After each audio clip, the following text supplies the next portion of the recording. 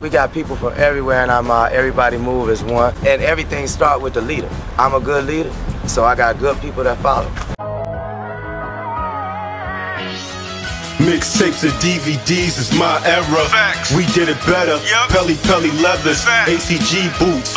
We 80s babies and early 90s when it got grimy. I was out of this world, you could not find me unless you check the lobby. Hustling was my hobby. We was lobby boys before Jim Jones.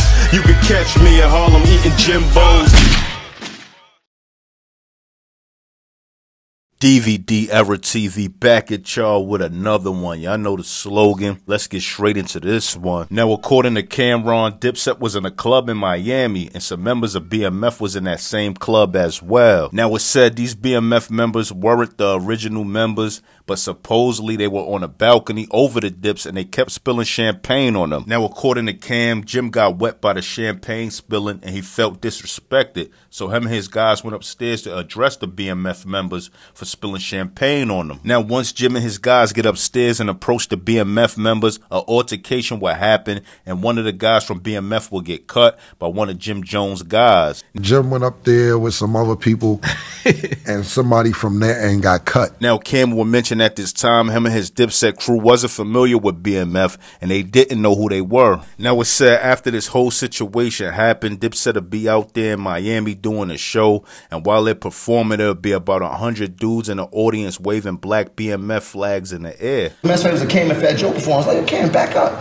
They banging, they trying to grab my feet, I'm stamping on my hands and all that shit. Now, according to Jim Jones, while he was performing, these BMF members was trying to pull him off the stage, so he kept stepping on their hands. Now, according to JueIz Santana, he says that Fat Joe and Macho was in the building as well, and they felt that the situation was kind of weird. Now, Fat Joe would inform Dipset that the dudes from BMF got them guns, and things got so crazy, Macho had to walk Dipset outside the club to make sure they were good. So now Dipset is in front of Palms Hotel in Miami deep, and they chilling, and according to Cameron, he says about 40 dudes down with BMF runs up, but they run past him and JueIz and go after Jimmy, but Jim would get away. They ran towards Jim. I said, yo, just shoot if they come this way. Now, a few months ago passed, and Jim will have a show in Atlanta. Now, Cam and JueIz knows who BMF is, and they ain't think it was a smart idea for him to go do the show in Atlanta. Now, they basically knew that BMF had the A on lock, but Jim would still go anyway with a few of his guys to do this show.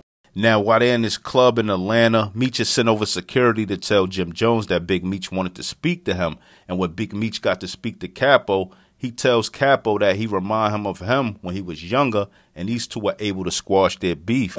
Big security nigga, like, yo, Meech want to talk to you. I'm like, oh. Now, even though Santana didn't find it was a smart idea for Jim Jones to go to Atlanta, he'll find himself in the A as well with 2 Chainz driving around, and he ended up going to the club along with his guy, Black Dawn. Now, supposedly 2 BMF members approached Black Dawn and JueIz Santana with guns out, basically trying to bring it to Black Dawn for putting in work in Miami on them. But surprisingly, the BMF members ain't getting no get back, and they told Black he was a real one for what he done, and they were able to squash their beef without nobody being hurt.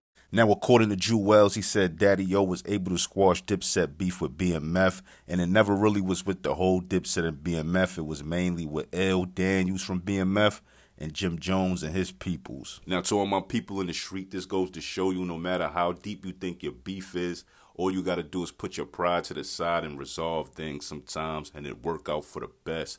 But jump in my comment section and tell me what y'all think. One more thing, spread the word about my page. We almost at 40,000 subscribers in a little over a year. But anyway, if you're a fan of these old hip-hop stories, tell a friend and tell a friend about my page. Like, comment, subscribe, and hit that notification button. More content coming, and I'm out. 1.